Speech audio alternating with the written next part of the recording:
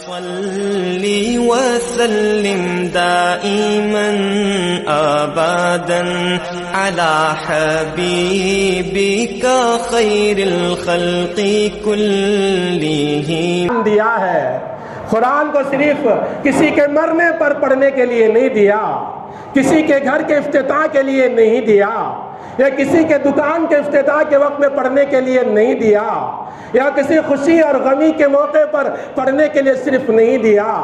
قرآن کو ہمیشہ پڑھنا چاہیے، قرآن کو ہمیشہ سیکھنا چاہیے، قرآن کو ہمیشہ سکھانا چاہیے. قرآن سے محبت کرو، قرآن والے سے محبت کرو. میرے نبی نے فرمایا اللہ کے ولیوں کو تلاش کرنا چاہتے ہو تو دور مت جاؤ.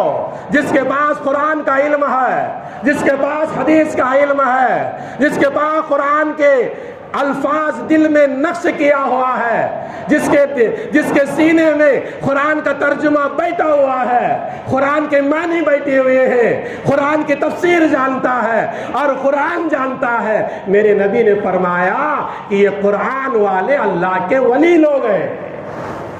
جب ہی تو تمہیں سکون ملے گا جب اللہ والوں کو ستاؤ گے، ان اللہ والوں کو پریشان کرو گے، ان کو خامخواہ ظلم کے شکار بناؤ گے، تو پھر تمہارے زندگی میں سکون کیسے آئے گا؟ میری نبی کا حدیث کا میں نے حوالہ دیا. آقا صلی اللہ علیہ وسلم کی ایک اور حدیث سنی ہے. حضور اکرم صلی اللہ علیہ وسلم نے ارشاد فرمایا، حضرت ابو ذر نے پوچھا اللہ کے نبی اوصینی، مجھے کچھ نصیحت کرو. اللہ کے نبی نے فرمایا علیک بتقوی اللہ، میری نصیحت یہ ہے کہ ہمیشہ اللہ سے ڈرتا رہا کر. جب آدمی کے دل سے ڈر نکل جاتا ہے نا، وہ سب کے لیے تیار ہو جاتا ہے، وہ ہر چیز کے لیے تیار ہو جاتا ہے، وہ غلط فیصلے بھی تیار ہو جاتا ہے، وہ کسی روزی روٹی کے لیے آنے کے لیے تکلیف پڑ جاتا ہے. لیکن وہ ظالم کو یہ پتہ نہیں چلتا مجھے کل قیامت کے دن یہ غلط فیصلے کا مجھے انجام اور مجھے حساب دینا ہے. میرے نبی نے فرمایا علیک بتقوی اللہ. ابو ذر، سب سے بڑی وصیت یہ کرتا ہوں کہ ہمیشہ اللہ سے ڈرتا رہا کر. حضرت ابو ذر نے دوبارہ پوچھا اللہ کے نبی زدنی، مجھے کچھ اور نصیحت کرو. تو اللہ کے نبی صلی اللہ علیہ وسلم نے فرمایا علیک تلاوت القرآن، ہمیشہ قرآن کی تلاوت کی پابندی کر لے، قرآن کی تلاوت کو معمول بنا لے، قرآن کو اپنا اوڑھنا بچھونا بنا لے. جیسا کھانا پینا ضروری سمجھتے ہو، قرآن کو سیکھنا، سمجھنا، سکھانا، سمجھانا، تلاوت کرنا ضروری سمجھ لے. آگے اللہ کے نبی نے فرمایا یہ قرآن کی تلاوت تیرے لیے دنیا میں نور ہے اور آسمانوں میں یعنی آخرت میں تیرے لیے ذخیرہ ہے. یہ قرآن ہمارے لیے آخرت کا ذخیرہ، یہ قرآن ہمارے لیے دنیا میں نور. اس قرآن کو بھی اپناؤ، اس قرآن والوں سے بھی محبت کرو. کسی قرآن والے کو خامخواہ کسی تکلیف کا شکار بنا دینا یہ بہت ہی بری بات ہے. حضور اکرم صلی اللہ علیہ وسلم کی ایک اور حدیث سنیے. حضور اکرم صلی اللہ علیہ وسلم نے فرمایا، عبداللہ بن عمر راوی غالباً ہے اس کے، فرماتے ہیں اللہ کے نبی صلی اللہ علیہ وسلم نے فرمایا جس طرح لوہے کو پانی لگنے سے زنگ نکل جاتا ہے، زنگ کھاتا ہے لوہا، تمہارے دلوں کو بھی گناہ کی وجہ سے زنگ لگ جاتا. صحابہ نے پوچھا وما جلاؤہا یا رسول اللہ، اللہ کے نبی وہ دلوں کے زنگ کو دور کرنے کا علاج کیا ہے؟ اللہ کے نبی صلی اللہ علیہ وسلم نے فرمایا دو چیزیں.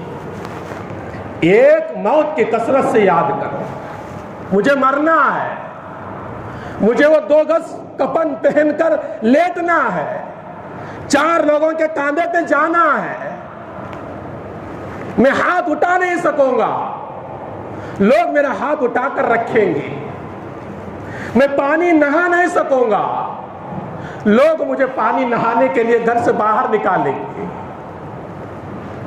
میں کپڑا پہن نہیں سکوں گا، وہ کپڑا لوگ پہنائیں گے، میں عطر لگا نہیں سکوں گا، لوگ میرے چاہنے والے، میرے دوست احباب مجھے عطر لگائیں گے،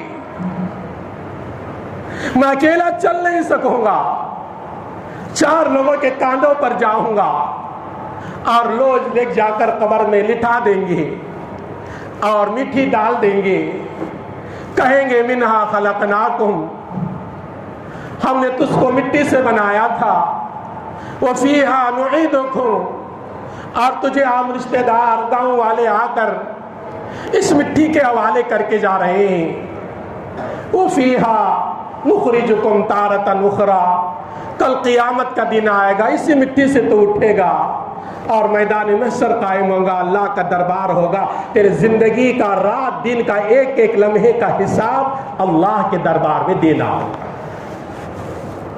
اللہ کے نبی صلی اللہ علیہ وسلم نے فرمایا کہ تمہارے دلوں کو جو زنگ لگتا ہے اس کو دور کرنے کا علاج موت کو کثرت سے یاد کر۔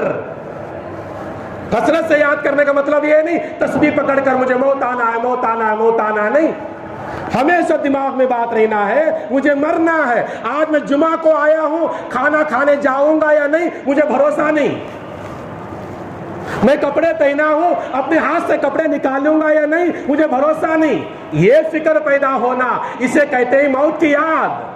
آج موت کی یاد نہ رہنے کی وجہ سے تو آدمی گناہوں پہ لگا ہوا ہے اور گناہ کر کے فخر کر رہا ہے، اسے گناہ نہیں سمجھ رہا۔